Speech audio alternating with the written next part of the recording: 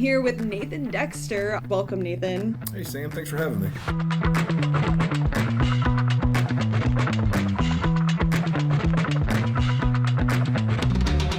You have been in pyro for 10 years. I mean, growing up, I always did the fireworks at home on the 4th of July and stuff like that. But yeah, it's right at 10 years. It's been progressively getting more serious. Walk me through your journey. Is pyro a hobby, or is it a business, or is it both? Strictly a hobby. I used to do upwards of 4 or 5 shows a year. It's kind of scaled back now. I just do 1 or 2 a year, which I kind of enjoy doing. Few lets me focus on them more and not feel so stressed out trying to cram everything in a short amount of time. But as far as where everything evolved from, I was actually on vacation, and when I came back to work, my boss also does fireworks, not to the scale that I'm doing now, but more for the family and friends. And I got back from vacation and he said, "Hey, I got this firing system and it electronically fires fireworks."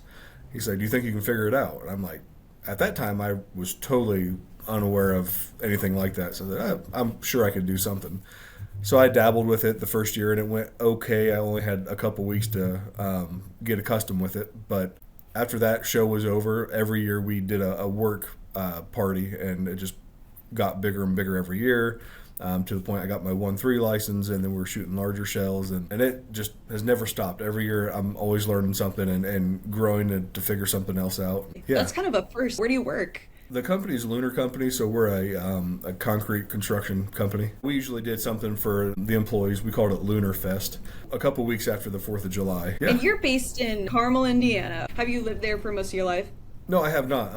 I've been down here for 20 years probably. I grew up a couple hours north of here. What got you started in doing pyromusicals specifically? Did you get inspired by some YouTube videos or start going to some events? Yeah, probably both. I'd start looking at product online and things would pique my interest, and I'm kind of a perfectionist on wanting things to look a certain way. And when I was just lighting cakes off and I'd had that limited control over them, I said there's got to be a better way. So then that's when the Pro line came in with single shots, which allowed more control over my shows and ultimately a better show in general. And then it just opens up the door. You're right. To a flood of yeah. creative opportunities. So you've done Lunar Fest. I assume you've done some 4th of July shows as well. Yep. So for the last few years, a friend of ours does a party for his family and friends. That's another one I do a pyro musical for every year. Those are typically the ones that I focus on, unless something gets thrown in the mix like Sky Wars or a bigger event like that. Yeah, then you got to prioritize for Sky Wars, right? Absolutely. By the way, when you got that call from Rob, how did that make you feel? Obviously a rush of excitement, but that's also coupled with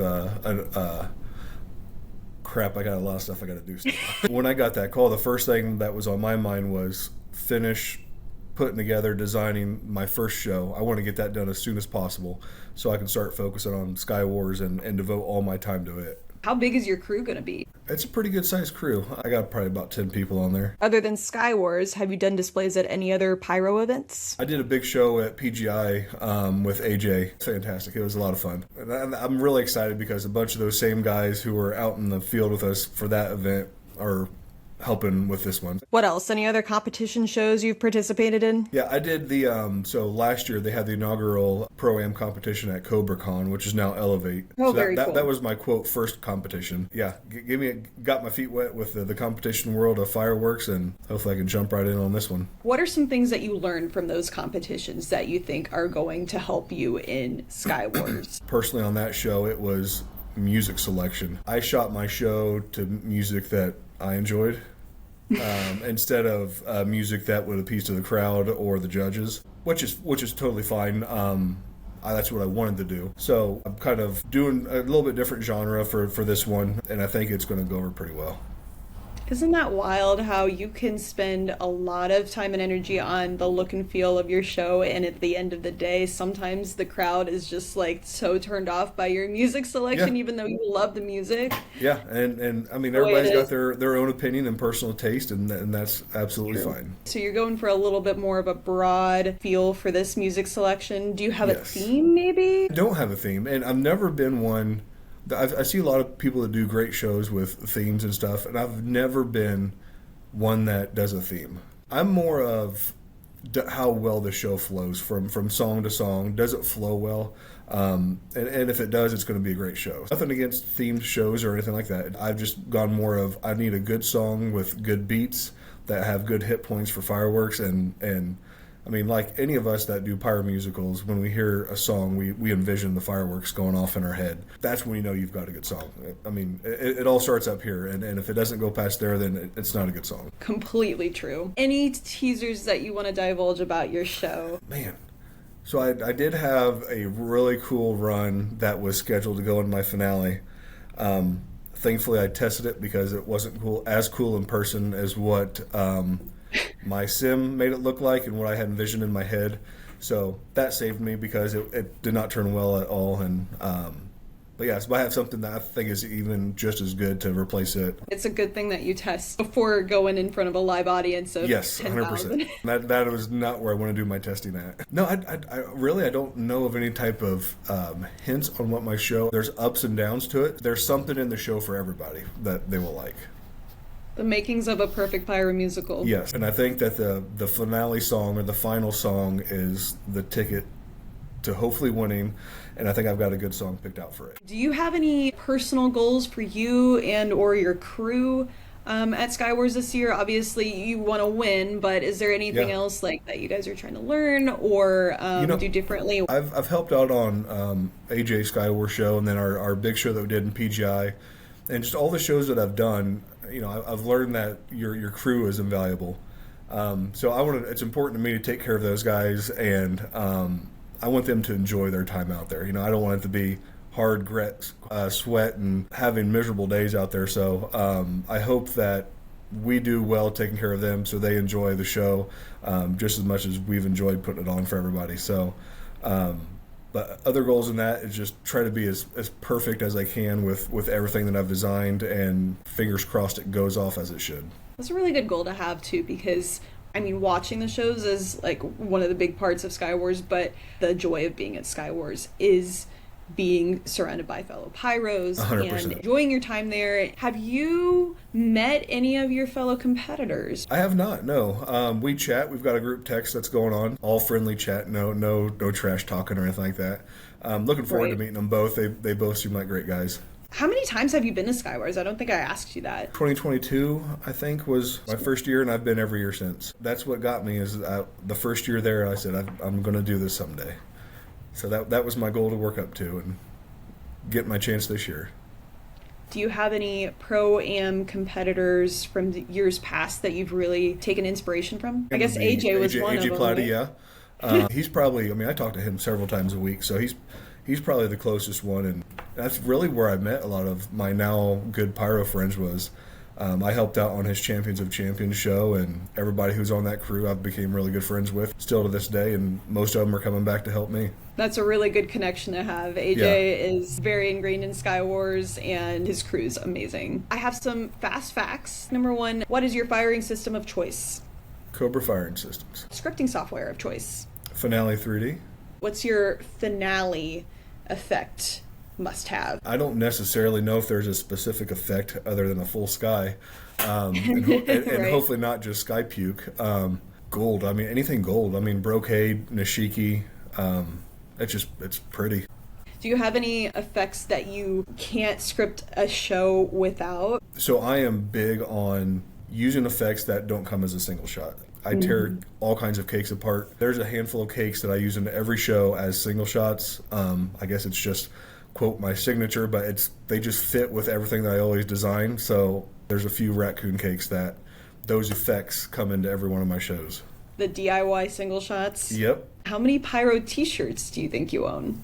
Currently in my closet, there's probably, I'd say a half a dozen, only because my closet isn't very big, so they get purged after an amount of time. So PGI shirts and Skywars shirts and hats, and I'd say at least a half a dozen. You have been to Skywars, what, 3 times now? 2022, 2023, and 2025, is that right? We had the skipped year, so yes, 3 times. Did you go to the pity party in 2024? Yep, I was. We went and just hung out and had a blast.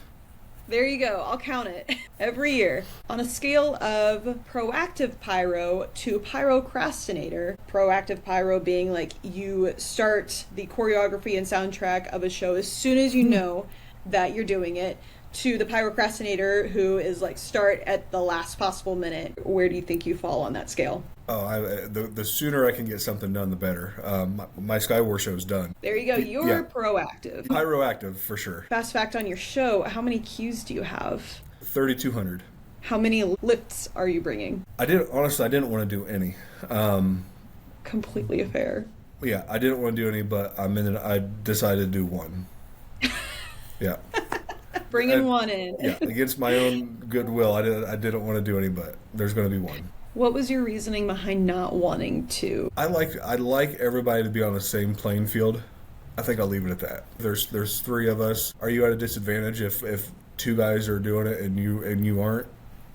Maybe. Right. I think that's why I leaned towards putting one in there, because I didn't want to feel like I was at a disadvantage, even if I could do a great show without it. I mean, they are phenomenal, and Sean did a fantastic job last year with the two that he had. I said, damn it, now if I get in, I'm going to have to need a lift. Which is another tool of the trade, I guess it's becoming. Funny. And it looks like a construction site out there when you are in the audience. It does. It makes the pyro field in the daytime look pretty serious. How many times do you think you'll dry run your show with all the equipment you intend to use before the live show? I usually do at least 10 times. It's a lot of modules to watch and make sure everything is going as planned. I'd probably do it 10 to 15 times, make sure I've got the right soundtrack loaded and that it works well with as it should with all the modules. If you are crowned this year's Pro-Am champion, where will your trophy be displayed? In the living room in the mantle, of course. Of course, where else? right, straight up front. No, I don't know. Probably in the living room. I cooked competitive barbecue for 10 years. So cool. I had a ridiculous amount of trophies. I had to purge a lot of those, but the special ones you keep, and I've got a handful of those. And hopefully this is one that I can add to the collection. Okay, let's talk for a second about all your hobbies, right? We've got fireworks, obviously. Yep. A competitive cook? Yeah, I did it for 10 years. Not quite as much anymore, but traveled all over cooking competition barbecue. And then you and your wife compete in cornhole. Play cornhole. Yeah, so all the above. Not like I said, the cooking, I do it more so for family and friends now, but we play cornhole a couple times a week, and the nights that we're not, we're going to be prepping for Sky Wars. This is like the trifecta of American pastimes and things to be good at. Fireworks, cornhole, and cooking. Absolutely. I love it. You going to bring some boards out to Sky Wars and play bags with your crew? That's not a bad idea. I will say yes. We'll have a little bit of downtime. We've got enough people on the crew. Hopefully we can knock the stuff out pretty quick and have some downtime. So my final question for you. Obviously not everyone gets the opportunity to present at Sky Wars. Winner or not, what does this opportunity mean for you in your pyro journey? Man, it's pretty big. Even I think I've already won, right? So in the sense of I'm going to be there. So that, to me, getting on the big stage and being able to share my creativity with everybody and letting them see what I've put together and built, whether it takes the top spot or not, that's a win for me. And I won't be disappointed either way.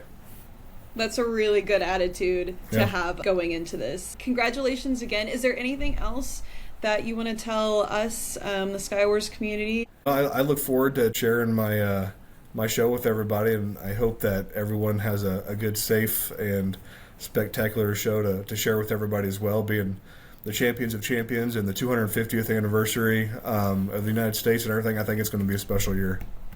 It is a big year for Sky Wars, our 20th ever Pyro Competition Invitational Championship. We're so excited to have you out there, Nathan, and looking forward to September.